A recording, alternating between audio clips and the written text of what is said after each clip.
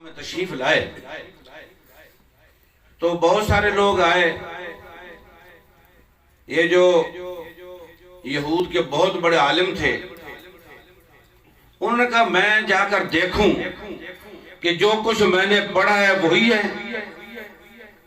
جو شرائط میں نے پڑھی ہیں وہ ان میں پائی جاتی ہیں. کہتے ہیں میں آیا، آ کر دیکھا تو فوراً میرے دل نے یہ آواز دی لیسا بوجہ الکذاب، خدا کی قسم یہ چہرہ جھوٹا نہیں ہو سکتا ہے. انوار کی بارش برس رہی ہے، حضور کی غلامی کی برکت سے ہمارے قائد محترم کو جو دیکھتا وہ انگلی نہیں اٹھا سکتا تھا، وہ کہتا تھا یہ چہرہ جھوٹا نہیں ہو سکتا ہے. ہمیں وہ قائد اللہ تعالیٰ نے عطا فرمائے، پھر انہی کا خون ہمیں اب میسر ہے.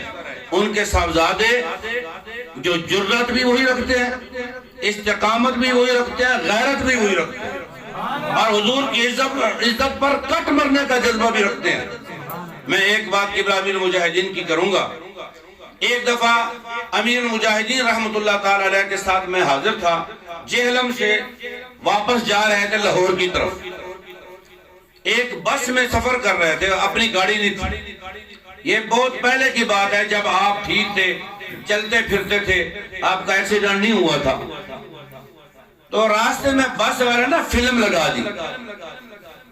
تو مجھے قبلہ امیر المجاہدین نے فرمایا کہ کھڑے ہو کر کے یہ بند کرو.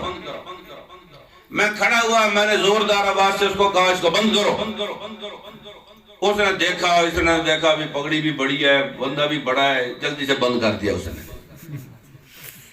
نے بند کیا. پیچھے پوری بس جو تھی وہ شور کرنے لگی. اس نے کہا کیوں جی، انہوں نے پیسے دیے ہمیں نہیں دیے، چلاؤ.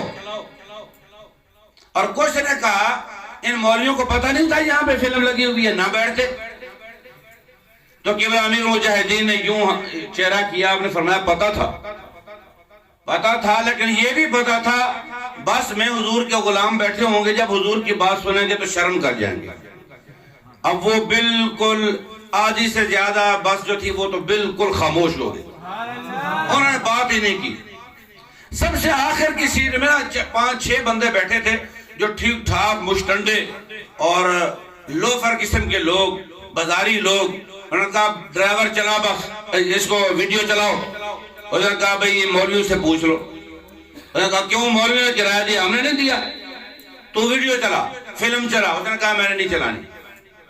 انہوں نے کہا یار ان سے آپس میں مشورہ کر لو، جو کہو گے میں کر لوں گا. وہ اٹھے ایسے کر کے کہنے لگے ہم پوچھتے ہیں مولویوں سے. 5-6 بندے ٹھیک ٹھاک ایسے بازو نے اوپر کیے اور ہم سے پوچھنے کے لیے آگے. قبلہ امیر المجاہدین رحمت اللہ علیہ شیشے والے سائڈ پر بیٹھے ہوئے تھے، میں پہلے بیٹھا ہوا تھا. وہ لوگ آئے، آتے ہی انہوں نے کہا السلام علیکم. آپ یقین مانیں قبلہ امیر المجاہدین نے صرف یوں دیکھا. وہ کہنے لگے چلو واپس چلو. سبحان اللہ، لبیک لبیک یا رسول اللہ، لبیک.